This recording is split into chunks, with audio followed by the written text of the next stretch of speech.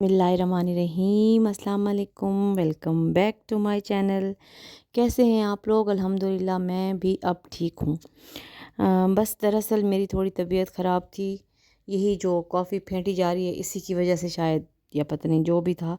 सर्दियों में थोड़ी मैं शायद ओवर ईटिंग कर लेती हूँ, मुझे नहीं समझ आई और मेरी तबीयत इतनी ख़राब हो गई कि लग रहा था जैसे मैदे में इतनी तकलीफ़ थी, इसके साथ फ़ीवर हो गया। मतलब मैं बुखार और इसके साथ मतलब 3-4 दिन ना तेज़ बुखार के साथ मैंने गुजारे। तो बस तबीयत इस तरह ख़राब थी कि मैं कुछ भी नहीं कर सक रही थी। तो मैंने वीडियोस तो कब से ये बना के रखी हुई थी कि लगाऊंगी लगाऊंगी, और उसके बाद लगाते लगाते ये इतने सारे दिन का गैप आ गया ना। तो बस इसी वजह से शायद जो मैदे के मरीज़ हैं वो लोग कॉफ़ी कम पिया करें, क्योंकि मैं तो इतना नहीं पीती चाय और कॉफ़ी वगैरह, मेरा इतना नहीं होता। तो सर्दियाँ जब आती हैं तो चलो कभी कभार दिल कर जाता है, और मेरी बेटी ज़रा शौकीन है तो वो कहती है कि कॉफ़ी पीते हैं, तो उसके साथ मैं भी उसका साथ देती हूँ। और थोड़ी मतलब ठंड अभी इतनी आई नहीं है, लेकिन जब ज़रा ठंड होती है तो इंसान का दिल करने लग जाता है और हम बना के पी लेते हैं और पार्टी करते हैं। लेकिन इस पार्टी ने ना मुझे बीमार कर दिया। साथ में बंदा ड्राई फ्रूट खा लेता है और कुछ और भी खा लेता है, तो इस तरह करते कराते ना फिर थोड़ा सा ना मेरी अपनी तबीयत ख़राब हो गई थी। चलें, दुआ किया कीजिए आप लोग भी अपनी सेहत का ख्याल किया करें। बस इतना खाएं जितना हम लोग ना उसको हज़म कर सकें, क्योंकि ज़रा ज़्यादा जो ज़्यादती हो जाती है। असल में मेरा इतना होता है कि मैं ज़रा कम खाती हूँ, तो जिसकी वजह से अगर मैं ज़रा सा भी ज़्यादा खा लूँ तो मेरे साथ ना फिर ये एसिडिटी और इस तरह का होने लग जाता है ना। और सर्दियों में वैसे भी इतना ठंड की वजह से इंसान का चलना फिरना और ये सब नहीं हो रहा। वॉक पर भी मैं नहीं जा रही। कब से मैं कह रही थी कि मेरी बेटी के एग्ज़ाम्स और ये सारी चीज़ें ख़त्म होंगी तो हम माँ बेटी वॉक करेंगे, लेकिन वो भी रह गया अभी तक। वो फिर बीमारी बीमारी में, और अल्लाह खैर करे हर तरफ, आमीन सुम आमीन। बस ये हम उस दिन पार्टी कर रहे थे दोनों माँ बेटी मिलके, कॉफ़ी बनाई, साथ में कबाब लिए, साथ में बिस्किट्स लिए, कुरकुरे वगैरह, और ये सारा कुछ खा के हमने एंजॉय किया। लेकिन यही बात है ना कि आपको दिन छोटा होता है, टाइमिंग का पता नहीं चलता, आप ज़्यादा खा लेते हो। ये जी मेरी बेटी ने बहुत ही यमी लजीज, बहुत ही ज़बरदस्त चॉकलेट केक बनाया था।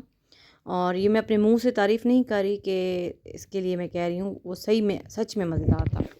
और उसमें ना बटर क्रीम केक बनाया था इसने, बहुत ही डिलीशियस। और रेसिपी तो इसने मेरे ख़्याल में किसकी यूज़ की थी मुझे नहीं पता।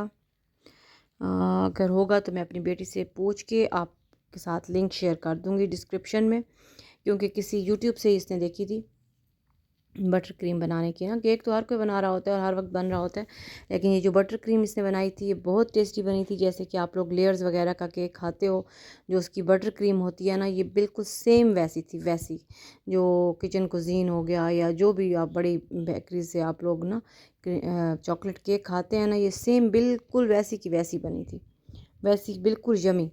और ये आई थिंक बटर और आई थिंक दूध और इन चीज़ों से बनी थी, मुझे नहीं पता क्या क्या इसने डाला था। मैंने नहीं देखा जब ये बना रही थी।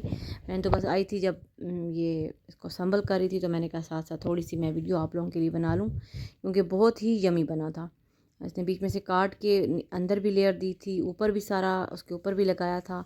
वही सेम बटर क्रीम थी जो ऊपर भी डाली लगाई थी, अंदर भी लगाई थी। और नीचे सॉफ्ट करने के लिए पहले वो जो पानी और चीनी को मिक्स करके वो लगाते हैं, वो भी इसने लगाया था। और बहुत ही यमी केक बना था। इसकी शक्ल पे ना जाएं, शक्ल ठीक है, थोड़ी इतनी वो नहीं है, लेकिन टेस्ट बहुत अच्छा था और खाने में बहुत ही लजीज था। सॉफ्ट बना था बहुत, केक भी सॉफ्ट बना था, और उसके अलावा जो इसकी बटर क्रीम का एक जायका आ रहा था ना मुंह में, वो बहुत ही मज़ा कर रहा था। मैं अपनी बेटी से पूछ के ना आप लोगों के लिए लिंक लगा दूंगी। उसने यूट्यूब से ही देखा था, यानी कि जो बटर क्रीम बनाने का तरीका था वो इसने यूट्यूब से ही देखा था। तो वो मैं आप लोगों के साथ डिस्क्रिप्शन में लिंक शेयर कर दूंगी। बाकी मुझे पता नहीं है कि उसने कहाँ से किया था। और ये जी मेरे नवासे आए हुए थे मेरे पास रहने के लिए उन दिनों में। ये इतनी पुरानी वीडियोस मेरे पास पड़ी थी, मुझे बिल्कुल मतलब मेरे पास ना, मैं आज लगाती हूँ और कल लगाती हूँ, और फिर उसके बाद मैं बीमार हो गई, और उसके बाद मुझे कुछ पता नहीं चला। मतलब मैं सैटरडे से हाँ, सैटरडे संडे से मैं सैटरडे से मैं बीमार हूँ। मेरे कल जाके ना कुछ मेरे कहते हैं ना बस टांगों में जान आई है, जो मैं उठने के काबिल हुई हूँ, वरना मुझे इतने शदीद चक्कर आ रहे थे कि लगता था कि शायद मैं अभी के अभी गिर जाऊँगी। तो ये बच्चे मेरे तैयार हो रहे थे और अबू बकर ख़ान जो है ये तो बिल्कुल सामने आने के लिए नहीं था कि मुझे वीडियो में मत लें, और इसका मूड बहुत ख़राब था, बहुत ख़राब सुबह सुबह। लेकिन मैंने कहा नहीं जी, मैंने आपकी ज़रूर वीडियो बनानी है और मैं बनाऊँगी। और अब इमाम खैर वैसे तो भागता है वीडियो से, लेकिन कल मतलब उस दिन, सॉरी कल नहीं, अब तो काफ़ी दिन हो गए, ये मेरे पास थे। इनकी अम्मी बाबा गए हुए थे इस्लामाबाद, तो ये बड़े वाले बच्चे जो है ना ये दोनों मेरे पास थे। तो इनका स्कूल भी इधर मेरे घर के साथ है, तो इजीली फिर ये आ जा सकते हैं। तो वैसे इमाम ख़ान जो है ना ये बहुत घबराते हैं वीडियो में आने से, लेकिन उस दिन इनका मूड ठीक था और अबू बकर साहब का मूड ख़राब था, वो वीडियो में नहीं आना चाह रहे थे, पता नहीं क्यों, गुस्से में थे शायद बहुत ज़्यादा ही कुछ। और मैंने भी कहा कि मैं तो जी बना के रहूँगी, चाहे आप गुस्सा करें चाहे जो करें। बहरहाल ये लोग रेडी हो रहे थे, और उसके बाद फिर अबू बकर का तो बिल्कुल हमारा घर घर के साथ ही है ना स्कूल। तो ये देखें, ये इसके हाल देखें, ये अबू बकर की इसने वो लगा ली है पीस मेकर वाली, जो वो इसने अपने गले में डाली। ये इतना गुस्से में था, कह रहा था कि नहीं करें, मेरी वीडियो नहीं बनाए, बार बार मैं इसको छेड़ रही थी।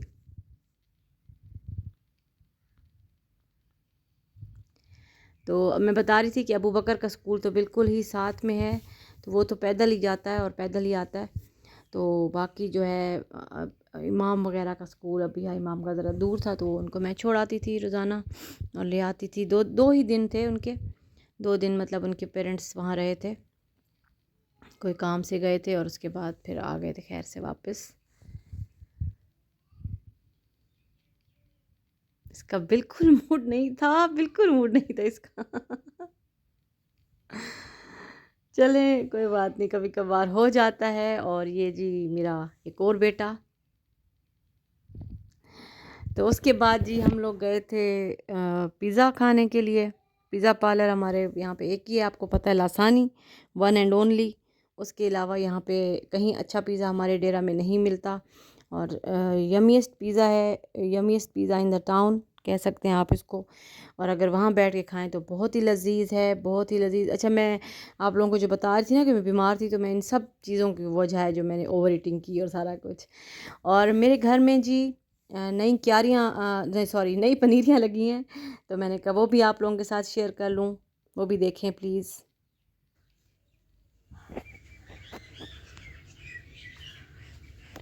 मेरे माली साहब आपको बता रहे हैं उनके नाम, जो कि मुझे तो नहीं पता। ये चाचा केड़े फूल हैं? ये फूल केड़े? ये गाजनिया, गाजनिया, ये पटूनिया, ये पटूनिया, ये मैरीगोल्ड, ये मैरीगोल्ड। बस यो गिना है अगर। हाँ वो दुनिया बेटा, जी ये अंट्रेना में ये दिया ये गाजनिया, खाजनिया। गाजनिया। चलो ठीक है। चलें जी, इंशाल्लाह नेक्स्ट किसी और व्लॉग में मुलाकात करेंगे अच्छे से। अब इंशाल्लाह आएंगे व्लॉग्स, क्योंकि मेरी तबीयत शुक्र अल्हम्दुलिल्लाह काफ़ी हद तक बेहतर है। मैं इंशाल्लाह अब आप लोगों के लिए और कैप्चर करूँगी और वीडियोस बनाऊँगी इंशाल्लाह उल अज़ीम। चलें नेक्स्ट मिलेंगे किसी और व्लॉग में। अब तक तब तक के लिए मुझे दुआओं में याद रखिएगा। अल्लाह हाफ़िज़, जज़ाकल्लाह।